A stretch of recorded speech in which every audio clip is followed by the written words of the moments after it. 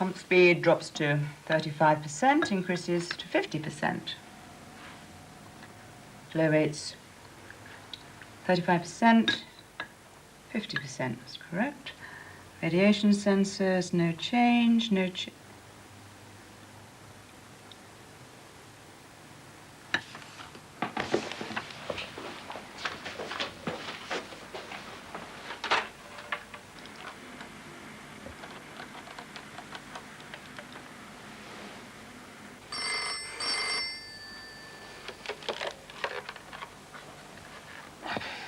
Yeah? Markowski. Stan, it's Mary. Look, I found a discrepancy in the log. Some of the readings don't tally. Readings? What readings? The readings of the flow rate sensors and the radiation sensors. That we have a radiation sensor on the outlet of the mixing chamber. Yeah. And another one on the channel which carries the coupled product to the separator. So? Well, if you look up the figures in the log, you'll see that... Come on, Mary, I don't take the thing to bed with me. Bed? Are you in bed? Did I wake you? Doesn't matter. Listen, if you got any queries about the radiation sensors, you better talk to Georg Hafner. Hafner? He designed the system. I'll call him and tell him to meet you in half an hour. Okay. Fine. Okay.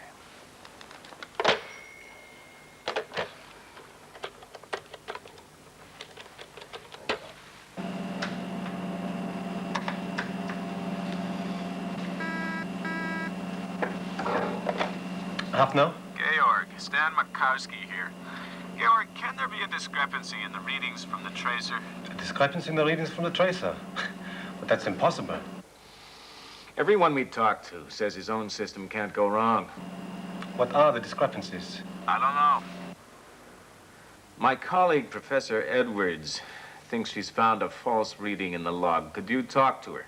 He's on her way. Yes, of course. Thanks, Georg. Goodbye. Bye now.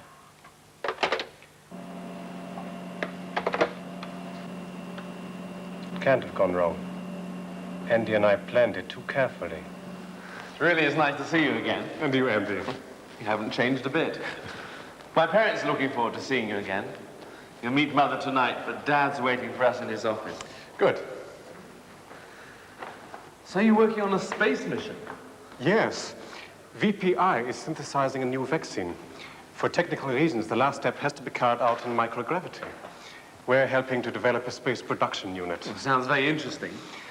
We want to monitor the quantity of vaccine produced. Because I'm engaged in radiation research in power stations, I suggested they might use a radioactive tracer. Now I've been asked to design a suitable system. Fascinating. That's why I'm here. Between ourselves, I need advice. Space units are rather different from power stations. Just a bit, I imagine. And that's our problem, Mr. Bates. I know you specialize in attaching radioactive traces to chemicals of various kinds. Well, we've been doing it for 30 years. Suppose we take a small quantity of one of the amino acids in the polypeptide. You could replace one of the atoms with a radioactive isotope. Well, certainly. It would have to be one of the atoms present in that molecule. I was thinking of using carbon-14. C14 isn't very active, Georg. You'd need relatively large quantities to obtain a reliable count.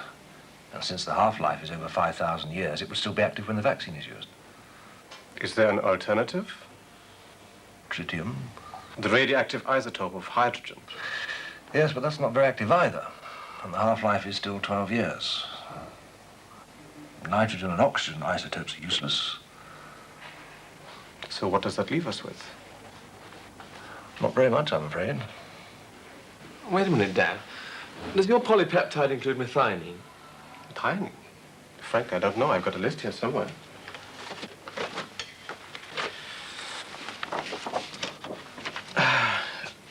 Isoleucine, tyrosine. Yes, here it is, methionine.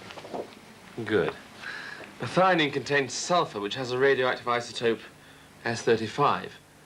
Since its half-life is only 87 days, its specific activity is 25,000 times greater than that of C14. So you need very much less. Well, there's only one problem. Like C14, sulfur-35 gives you low-energy beta particles. And the big problem will be to devise a system capable of detecting them in the conditions of your space unit. Andrew is interested in detection systems. Good. That could be useful.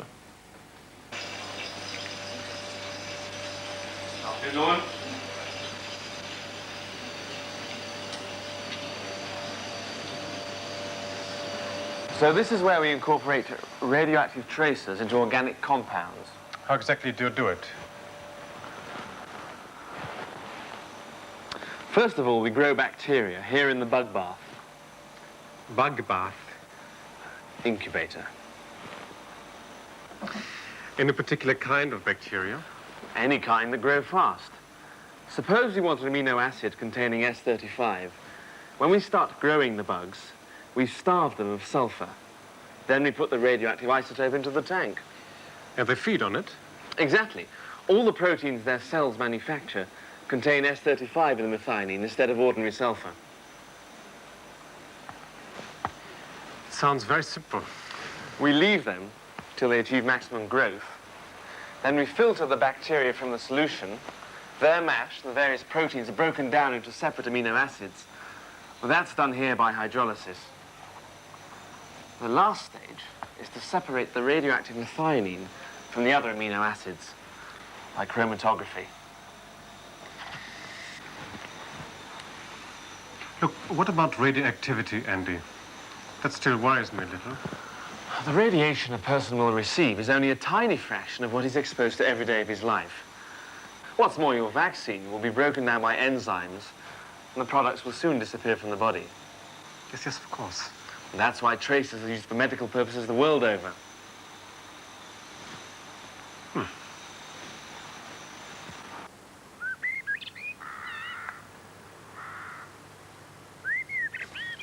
What's the orbit of your carrier satellite?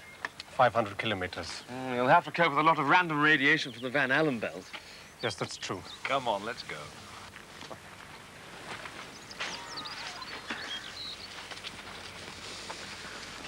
I'll really be interested to know which system you do devise.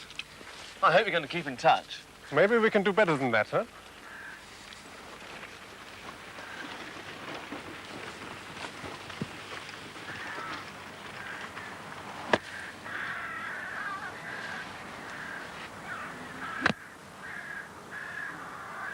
Oh, you go on. So, you want Andrew to work with you in Germany? Yes, if you could let him go for a short period. He's very keen to do it. Oh, Georg, we can supply tracers, but personnel, that's another matter. I need Andrew here with me. If our production unit is successful, the vaccine will benefit millions of people. Well, I hope all our products benefit people.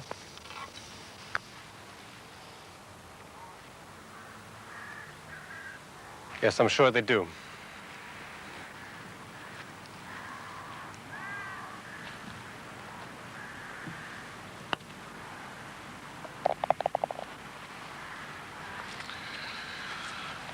But if Andrew is keen, we might be able to arrange something in the circumstances.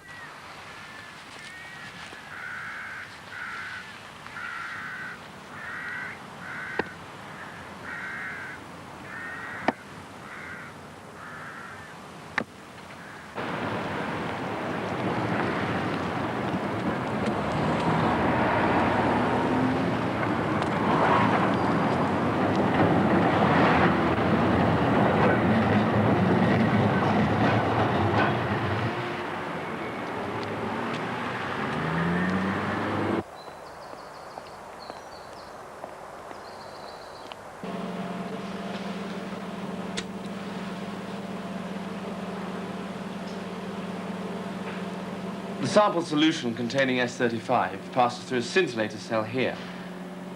S35 emits low-energy beta particles from 0 to 167 keV. Kilo electron volts don't go very far, do they? No, they don't. However, some of the particles close to the edges of the tube will escape and hit the inside of the scintillator, which emits flashes of light. The light is picked up by photomultipliers on either side, These then amplify the electrical pulses, which are then registered on the rate meter. Yeah. What are these? That's the cunning part. We have to cut out background noise originating in the multipliers, or we shall get false readings. A background noise gives random signals, but the two multipliers receive flashes from the S35 simultaneously. This is a coincidence unit which transmits only the simultaneous signals. So you count only our own trace? Very cunning, as you say. But frankly, I'm still not happy about it. No? No. You see, we have to monitor at least 3 different loops, and this equipment is far too big and heavy to be accommodated in the production unit. And I doubt if these are space qualified, are they? No.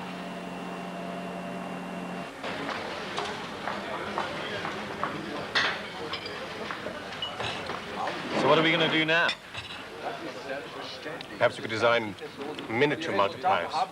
Seems to me we're in a blind alley. If only beta particles weren't so tricky. If it were gamma radiation... Andy, just a moment. What's all that about? They're talking about silicon semiconductor detectors for measuring cosmic radiation. Silicon detectors. Of course, they can be very small, very light. Yes, like computer chips. Andy, if semiconductors can be used to detect radiation from space... Why not radiation from the trace? Exactly. Providing they can detect low-energy radiation.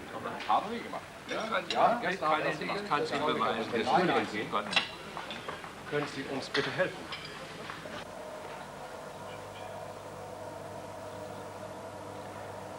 How do these register radiation? Radiation striking the disk sets up an electric current in the semiconductor material. So the effect is direct. Radiation to current. No need for a scintillator cell. None at all. This material was space qualified long ago, and it's so stable, there is no need for redundant components. Will it register low-energy beta radiation? Certainly. Dr. Brickner, we would very much appreciate your help.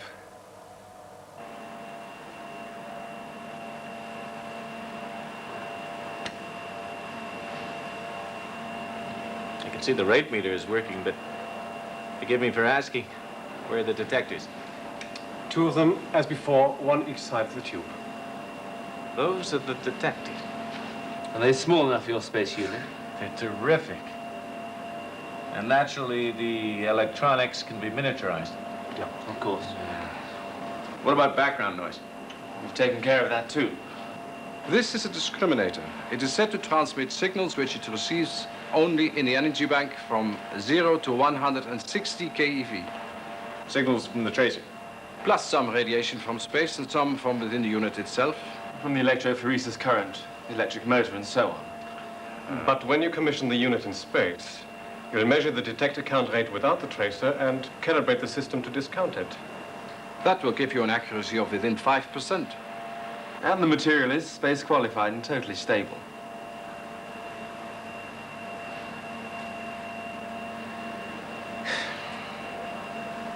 Gentlemen, I'll buy it.